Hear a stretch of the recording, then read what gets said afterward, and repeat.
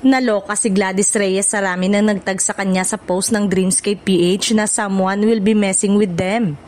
Tinutukoy nito kung sino ang kontrabida sa team up ni Catherine Bernardo at James Reid sa kanilang pagtatambalang teleserye.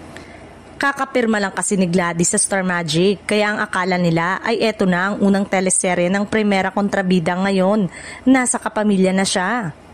Malabong gawin yon ni Gladys dahil nasa Cruz versus Cruz pa siya at maganda ang performance nito sa ratings. Hindi nga naman maganda kung magteleserye siya agad sa ABS-CBN kahit hindi pa natatapos ang drama series nito sa GMA7. Pero hindi nga si Gladys kundi si Ma Salvador ang tinutukoy nilang manggugulo sa kwento nina Catherine at James. Naintriga ang ilan bakit tinanggap ni Ma ito gayong may project siyang pinirmahan sa TV5. Nung nakatsikahan ito sa renewal ng kontrata niya sa Beauty Derm, sinabi niyang excited siya sa isang project na gagawin niya pagkatapos niyang pumirma sa Media Quest. Bukod sa Imagination ay may gagawin daw siyang drama series na kung saan ay may makakasama raw siyang malaking artista na first time pa lang niyang makakatrabaho. Nabuo na nila ang casting at may ilang artista nga na nakilala na kinuha nila pero biglang na-cancel ito.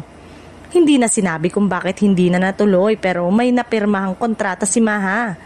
Ano kaya ang nangyari? Paano ang napirmahang kontrata niya sa TV5?